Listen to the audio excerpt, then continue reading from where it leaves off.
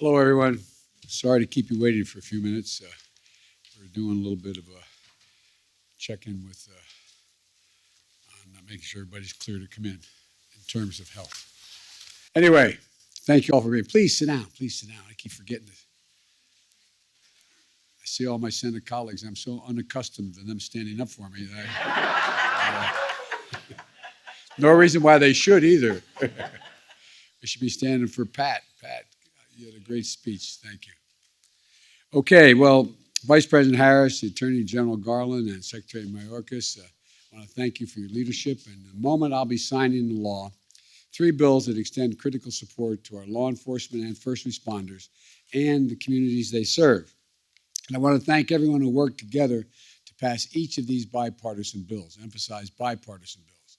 Before I turn to the specific of the bills, I want to say that when you look at what our communities need and what our law enforcement is being asked to do, it's going to require more resources, not fewer resources.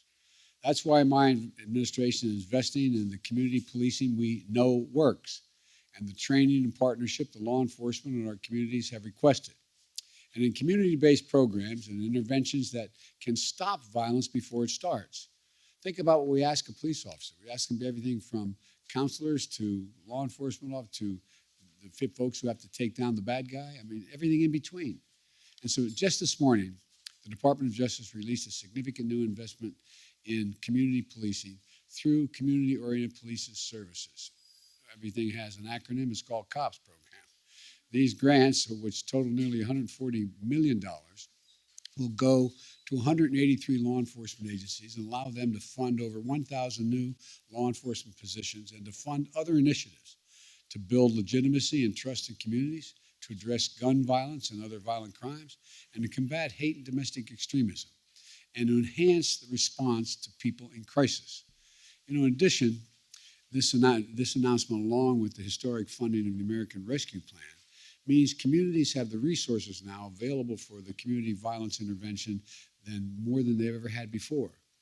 We're talking about programs like violence interrupters, who work as a complement to police in identifying those most likely to be involved in gun violence, stopping it from happening to begin, and put those at risk, who put those people at risk, and put them on a better road to life. So we get them, divert them before they get into the bad stream to begin with.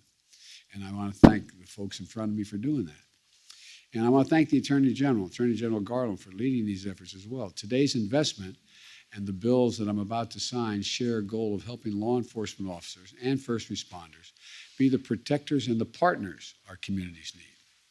The first bill I'll sign is the COPS Counseling Act. The law is modeled after successful laws in Nevada, and I want to thank Senator Cortez Masto. Thank you very much for what you did as Attorney General in Nevada and what you continue to do.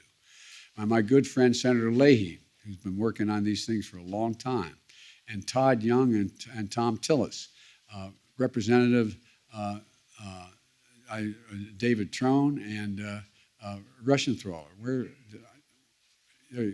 There you are. I was looking around. I couldn't see you. I apologize. And by the way, David worked closely with our special guest here today, Angela Bamba, the widow of Montgomery County Police Officer Thomas Bamba, whose painful experience helped inspire this bill. Every day, our nation's police officers answer the call and confront scenes that can take a toll on them as well and leave them traumatized. It's not fundamentally different than folks in the battlefield. An awful lot of people come home without any physical wounds, but come home with post-traumatic stress and responding to terrible incidences. Well, the same happens for our law enforcement officers, arriving at homicide scenes, handling child abuse cases. As they confront these situations, we need to help them recover from the invisible wounds that their work can inflict. These wounds are no different from wounds that I said our military encounters on the battlefield. According to one study, law enforcement officers are 54% more likely to die by suicide than the average American because they're under such enormous pressure and they see things none of us ever see. The vast majority of law enforcement officers tell us that peer support programs are the most helpful mental health resource there is. And that makes sense. if you hold just a second, it makes you, when you think about it, you know, law enforcement as well as the military, all taught to be stand your own. You know, don't ask for anything. You can do it. Just take care of it yourself. And it's an enormous burden we put on people. And it's really difficult. I've learned working so diligently with the military community. It's so hard to get them to say, hey, I need some help. I need some help. I want you to know a wound that is imposed on your mind is no different than if you broke your arm or got shot in the leg. It's the same thing. It's the same thing. It deserves to be treated. And it deserves the respect that goes along with that. Because the strongest support and the best guidance often come from someone who has walked in their shoes. However, many officers don't access peer support because they have concerns about privacy and confidentiality. And only about half the states have confidentiality protections. But this bill, and I want to thank the Congress for this, encourages first responders agencies to adapt peer counseling programs, require the Department of Justice to make the best practices and resources publicly available for people who want to become peer support mentors, and ensure confidentiality to federal law enforcement officers who use peer counseling services, with the only exception being admission of a criminal conduct and or a threat of serious physical harm. My hope is by giving more officers access to confidentiality and high-quality mental health resources, we're going to reduce the stigma around seeking help and lead to better policing and prevent suicides. Put simply, we'll get more officers the help they need so they can better help their communities they serve. The next bill I'll be signing is the Protect America's First Responders Act. I want to thank Senator Gillibrand, and thank her very much, and Bill, I want to thank you, Pasquale and Brian Fitzpatrick, Joe Courtney. They're all near neighbors where I used to represent, for their leadership in supporting those who are disabled or killed in the service of their community. You know, when our nation's firefighters, disaster relief workers, EMT, law enforcement officers, and other first responders respond to that radio alert, they run toward the danger while others are running away. They know there's a risk of them getting injured or worse. And when they go to work each day, their families wait for that phone call. They're going to get that phone call that something's happened. Public Safety Officers Benefits Program was originally established to provide death benefits to officers who fall in the line of duty, so that if, God forbid, their family gets that call, they don't also lose their house, their car, and are left bereft in terms of economic capacity. It has since been expanded to provide disabilities and education benefits, and increases the number of first responders who are eligible, including children born after the fact. It's really important. And, you know, Pat, you and I used to discuss this all the time in judiciary 120 years ago here. But the truth is, you know, with over 1,000 claims a year to review, the program has been slow and inconsistent when it comes to reviewing claims and supporting first responders and families, including those who responded on 9/11.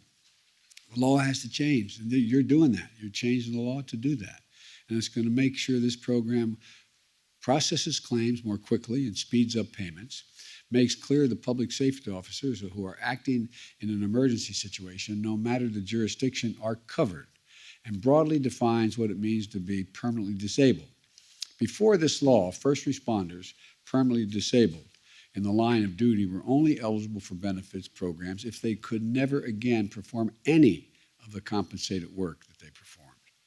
Now, what you guys and women have changed is you allowed the disabled first responders who can't do the work they have been trained for, but still can perform tasks and take on work that's therapeutic for them, to do these jobs without losing the benefits. At the same time, getting both the pay and the benefit if it's in a different area. There's a line inscribed in the National Law Enforcement Officer Memorial. You've all seen it many, many times. In valor, there is hope. In valor, there is hope. Well, as one of the leaders of the Federal Law Enforcement Officers Foundation pointed out, this bill restores their sense of valor. And with that comes a lot of hope. The third and final bill I'll sign is named Jaime Zapata and Victor, Avila. I didn't want to mispronounce it. I hope I pronounced it correctly because it's important. Immigration and Customs Enforcement agents who were ambushed by a drug cartel hitman in Mexico in 2011.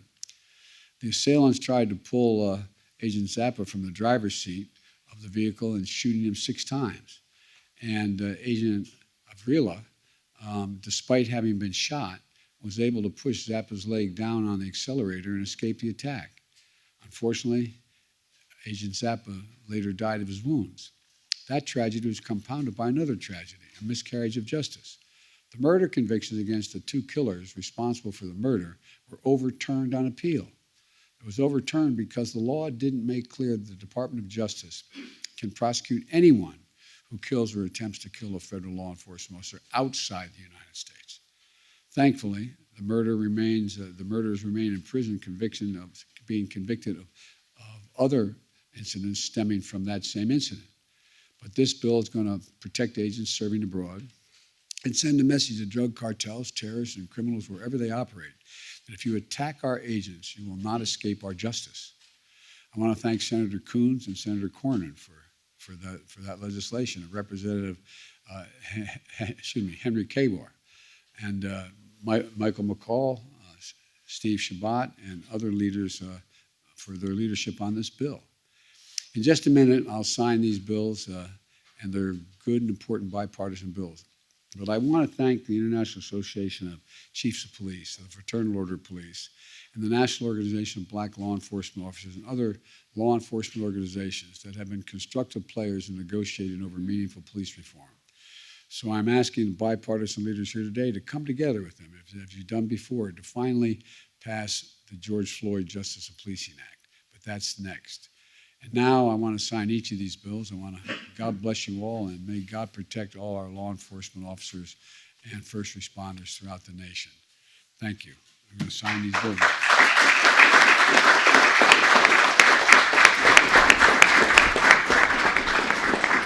By the way, there's a tradition, when you sign the bill, you give the signing pen to the authors of the bill. But I don't have that many pens with me. So I'm going to make sure everyone will get a pen. Everyone will get a pen. I'm not trying to hoard the pens, guys.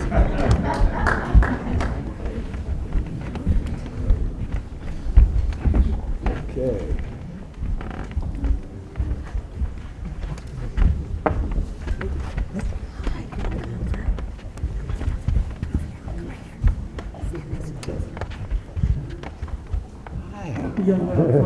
What's your name?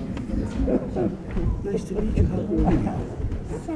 7 years old. You are. What grade are you in? First grade. Oh, that's great, man. Thank you for being here. You okay? Maybe after this I can show you a little more. See it?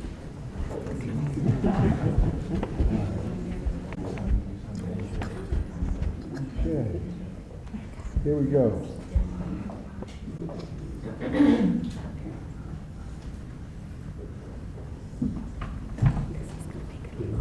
All right.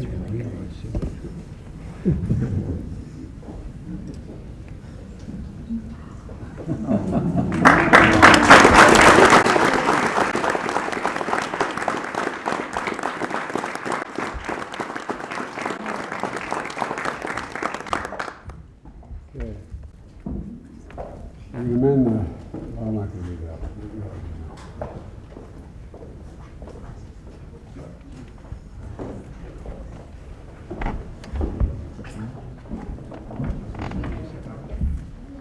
We got the second group up here? Yeah. Okay, sign it. We can take that one. Don't leave quickly, okay? You can see how. Thank you for doing my bill. I never got to be You did such a good job. You did such a good job. Hey there. How are you? How are you doing? I'm good. You all set? Yeah. Hey. Good kids. My 9/11 son. Oh, nice. Watch that guy behind you. He's there.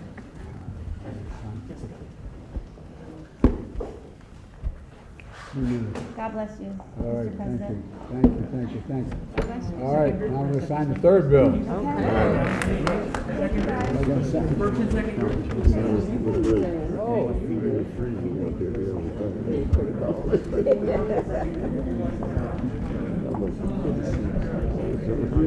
We're gonna do it.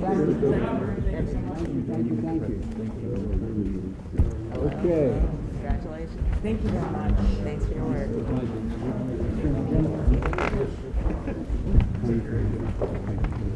Bill Title 18, U.S. Code to further protect officers and employees of the United States for federal purposes. Knock her off. Yeah, I know.